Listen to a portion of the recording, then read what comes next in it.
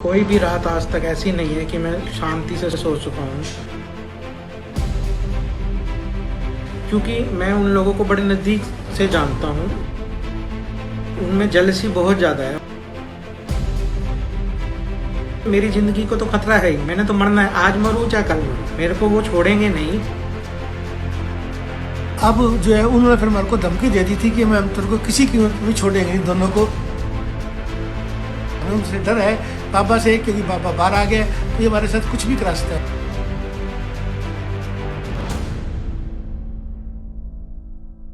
4 साल की है और मैं कोई भी रात आज तक ऐसी नहीं है कि मैं शांति से सो चुका हूँ।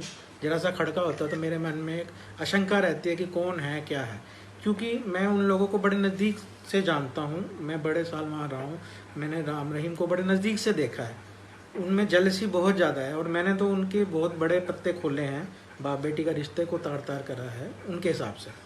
तो इसलिए मेरी ज़िंदगी को तो खतरा है ही, मैंने तो मरना है, आज मरूँ चाहे कल मरूँ, मेरे को वो छोड़ेंगे नहीं। जैसे द्रौपदी ने बाल खोले थे उसके दुर्योधन के वर्डिंग पे, तो उस तरह से उसने कसम खा रही कि जब तक इसको छोड़ूंगी नहीं। जब उसने जज साहब को, सिरसा मेरे खिलाफ एफआईआर हुई थी, जब जज साहब, लेडी जज साहब थे, उन्होंने हमें पीछे बुला लिया कि भाई दहेज का केस डाला है, सबको पता था कि बाबा का काम है। उन्होंने पूछ लिया भी बेटा तू क्या चाहती है। उसने इतने हंकार से ये बोला था कि सबसे पहले तो इसको अंदर कराऊंगी, जेल कराऊंगी, फिर इससे माफ़ी मांगूंगी, फिर हमने सोचेंगे इसको माफ़ करना है या नहीं करना। तो जज साहब ने अपना बार रूम से बाहर आ गए और मेरे को कहते हैं कि इसको भेज के कि बेटा ये तो बहुत ज़्यादा नाइट लड़की है, इसका कुछ नहीं हो सकता, तू जाओ। और उन्होंने अपना केस ट्रांसफ़र करा दिया कि I don't want to do this case. तो वो इतनी जेलसी बाज लड़की है और वो डेरे की प्रमुख बनी बैठी है इस टाइम। ये सारी दुनिया को पता है। बाबा का परिवार है, वो क्यों नहीं वेदांता जा रहा, वो क्यों नहीं टेंडेड का कार्ड लेता। मर गए उसके परिवार, खून के रिश्ते खत्म हो गए, हनीप्रीत का रिश्ता रह गया, चाहे मुँह बोली है चाहे जो भी है, वो तो आप लोगों को सबको पता है जी। तो इसलिए मैं तो ये कहता हूँ कि मैं तो कभी सेफ हूँ ही नहीं। मैं एक आम आदमी हूँ और मैं इतना अफोर्ड भी नहीं कर सकता। ये सरकार देखे और एडमिशन देखे कि क्या चीज़ ठीक रहेगी जी। मैं इस बारे में ज़्यादा कुछ कहना नहीं चाहता। तो अब आपको पता है कि बाबा जो है मेदांता में है और हनीप्रीत भी उनसे मिलने गई है, तो हो सकता है वही होगी, वो वही होती है, वो जा ही नहीं सकती है। जब तक बाबा बाहर है वो वहीं रहेगी। तो लगता है कि अब बड़े लोग जो है मेदांता में या बड़े अस्पतालों में जब एक बार आ जाते हैं तो वो जेल में कम जाते हैं, सेटिंग होती है कहीं ना कहीं। हाँ, सेटिंग होती है और वो उसको कॉन्स्पिरेसी का टाइम मिल गया। जेल में तो कितनी देर मिला जाता है, फोन पे बात होती है। अब पता नहीं किस किस के खिलाफ क्या क्या कॉन्स्पिरेसी करेंगे, वो क्या करेंगे, किसको खरीदेंगे किसको बेचेंगे, उनका काम। क्योंकि इस 3-4 साल आपको कोई धमकी नहीं आई, अभी ऐसा क्यों आई धमकी, ऐसा क्या? ये तो आप जाने या एडमिनिस्ट्रेशन जाने। तो आप चाहेंगे कि इन्वेस्टिगेशन होनी चाहिए, होनी चाहिए, बिल्कुल जायज होनी चाहिए। पता चलना चाहिए किसने फोन करा, क्यों करा। हमारा नोन नंबर तो है नहीं। फोन नंबर है सर, आप बताते हैं कि बाबा की तबीयत खराब हो गई है, बाबा राम रहीम की तबीयत, बलात्कारी बाबा की तबीयत खराब हो गई। क्या लगता है कि तबीयत वाकई खराब हुई है? मैं बिल्कुल नहीं मानता, वो सब एक ड्रामा है। आपने कोरोना टेस्ट पीजीआई में तो कराया नहीं, रोहतक में, आपने मेदांता में जाके ही क्यों कराया? आपको पता ही है मेदांता क्या चीज़ है, प्राइवेट हॉस्पिटल है। सेटिंग आजकल पैसे से तो कुछ भी हो सकती है। और नोटो रोटो का तो खेल हिंदुस्तान में शुरू से चलता है, मुझे ज़्यादा एलेबोरेट करने की जरूरत नहीं है। इंसान की कीमत नहीं है यहाँ, वोट और नोट की कीमत है। जिस घर से 10 वोट मिलने हो, आप भी मीडिया हैं, हम भी हैं, भागे जाते हैं लोग। और यहाँ तो फिर आपको पता है। तो क्या लगता है हरियाणा में चुनाव आएंगे 2.5 या 3 साल बाद, कहीं ना कहीं हो सकता है कि बाबा को कुछ राहत दे दे सरकार पूरी हो, कि वहाँ कौन कौन उनसे मिलने जाता है, आईबी की सीआईडी की नजर रहनी चाहिए? बिल्कुल रहनी चाहिए। मैं तो कहूँगा कि भी सुप्रीम कोर्ट को और हाई कोर्ट को कोई ना कोई नॉमिनी प्रोवाइड करे वहाँ पे कि भी क्या हो रहा है, ये सरकार कर क्या रही है, कि दुनिया को मरवाने का ही ठेका है क्या? और दूसरे डॉक्टर से भी उनका चेकअप भी कराया जाए कि वाकई बीमार है या पूरा नहीं। बोर्ड बनाया जाए, पूरा बोर्ड बना के उनका चेकअप कराया जाए, पता चल जाए क्या बीमार है। कौन सा टेस्ट नहीं है जो पीजीआई में नहीं है, एम्स में। ये तो सब ड्रामेबाजी है। अमीर आदमी के चोचले हैं, राजनीतिक वालों के चोचले हैं, और कोई रोला नहीं है। अब मेरे जैसा आम आदमी बीमार होएगा वो तो वेदांता में जाएगा नहीं, क्योंकि बिल्ली इतना ज्यादा है। तो आपको लगता है कि कहीं ना कहीं हनीप्रीत और बाबा अभी भी आपके प्रति वो खुंदक पाले बैठे होंगे? बिल्कुल 100% पाले। आप कमाल कर रहे हो कमल जी, मैंने उनके रिश्तों को तार तार करा। कौन कह देगा कि भी आप समझदार हैं जी? कौन लड़की, कोई भी लड़की हो, हनीप्रीत को छोड़ो, आप कोई भी लड़की हो, चाहे उसकी कोई आदमी कैसे भी कह दे, तो वो उसको क्या अंदर नफरत नहीं रखेगी। और जिसके पास पावर हो फिर तो बात ही कुछ और। एक आम लड़की और हनीप्रीत में तो फर्क है। वो आम लड़की नहीं है, वो दिखाया है जो मर्जी करे, वो आम लड़की तो नहीं है। जो आदमी डेरा सच्चा सौदा चला रहा है बैठा बाबा की एब्सेंस में, तो बाबा ही है वहाँ, और क्या है। माल बना रहे हैं वहाँ, दुकानें तोड़ दी उन्होंने दुकानें तोड़ दी, वहाँ माल बना रहे। जिसका डेरे का मुखिया वो जेल में पड़ा है और आप उसके पीछे दुकानें तोड़ के माल बना रहे हो, तो आप ये दुकानदारी और बिजनेस और पॉलिटिक्स ही कर रहे हैं, और क्या कर रहे हैं। आपको क्या दुख है?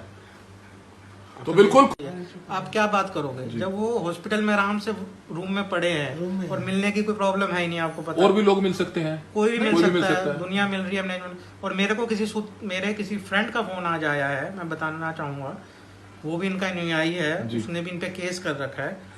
उसको इन्होंने अप्रोच करना चाहा 4 साल बाद। ही इज अ कास्टेशन वाले उसमें है वो, ठीक है। उसको उन्होंने अप्रोच करना चाहा आज कि भी हम उसको मिलना चाहते हैं किसी बंदे को, मेन बंदे ने। तो ये आज सारी कार्रवाई आज ही क्यों हो रही है? 4 साल से तो कोई कार्रवाई नहीं थी, किसी के साथ कोई कांटेक्ट नहीं था। आज उसी लड़के को भी क्यों फोन गया? उसने मेरे से राय करी, मैं कहा तू रहने दे, कोई जरूरत नहीं किसी के पास जाने की। उनके डेरे का मेन बंदे का आ रहा है कि मैं मिलना चाहता हूँ। भी आज कैसे हो गया? इसका मतलब सक्रिय हो गया ना सारा सिस्टम। बिल्कुल बिल्कुल। तो विश्वासी, आपको लगता है कि कहीं ना कहीं जो बाबा राम रहीम के जो फॉलोवर्स हैं वो आज भी उनको मानते हैं, तो उन तक कोई संदेश देना चाहेंगे? जब कोर्ट ने बलात्कार जैसे, हत्या जैसे आरोपों में उनको सजा दे दी है, तो उन तक क्या मैसेज देना चाहेंगे? ऐसा है जी, जो भी भगत होते हैं, मेरी उम्र आज 43 ईयर्स की है, ज़्यादा बड़ी उम्र नहीं है, और मैं हमेशा डेरे में रहा। दुनिया मैंने देखी नहीं। जब तक मैं डेरे में रहा तो मैंने एक कुएं के मेंढक की तरह रहा। मेरे लिए वही भगवान थे, सब कुछ थे, जो वो कहते थे, जो पढ़ाते थे। लोग कहते थे यहाँ रेप हो रहे हैं, ये हो रहा है, वो रहा है, हमें नहीं समझ में आता था। मेरे फादर एजुकेटेड हैं, मैं भी एजुकेटेड है। जब शीशा मेरे सिर पे फूटा, आके पत्थर लगा, तो मुझे समझ में आया कि ये तो एक्चुअल क्या है। तो ऐसे अनुयायियों का वो जाते हैं, सत्संग सुनते हैं, थे वो उनके एरिया में हम रहते हैं, वो यहाँ से MLA हैं, तो उनको देखना चाहिए। मेरे फादर, मेरे दादाजी भी MLA रहे, वो जानते हैं अच्छी तरह हमारे को, सारी फैमिली को। ये तो है नहीं कि हम एक कोई गए गुजरे लोग हैं। हमारे घुरंडा में सब कुछ है, हमारे अनाज मंडी हमारे दादाजी के नाम से है, सब कुछ है, देवी मंदिर हमारा है। तो कोई ऐसा तो है नहीं कि, और अपने घर की इज्जत कोई नहीं उछालता कमल जी। जी बिल्कुल। ये बताइए कौन अपने घर की इज्जत उछालेगा? बढ़िया लोग क्यों करेंगे? ये तो जो हकीकत है वो है, ये तो सरकार को देखना चाहिए। क्या तो आपको लगता है हाई लेवल उन्होंने चेंज कर दिया कि उस पर कोई केस ना कर सके डेरा सच्चा सौदा, क्योंकि राखी सावंत बनाना चाहती थी, उस पर उसने केस करवा दिया, उसने बंद कर दी। उन्होंने बनाए हैं, कुछ फैक्टर्स लिए हैं, कुछ बेकार के फैक्टर्स लिए हैं, मिली जुली राजनीति टाइप का बनाया। कोई वो एक्चुअल नहीं कहानी वो बना पाए जी, क्योंकि डेरे का डर बहुत है, लोगों को पता है, मिनट में केस कर देते हैं, ये लोग खड़े हो जाते हैं, क्योंकि पैसा बहुत है इनके पास, पैसा और एक वोट की पावर। तो आप सर करनाल के रहने वाले हैं, CM साहब करनाल से MLA हैं, तो उनके पीछे आदमी मर जाता है। यहाँ तो 1-2 लाख का सिस्टम है, तो डेरा वही चला रहे हैं, डेरा हनीप्रीत चला रही है, सारे हुक्म उसके।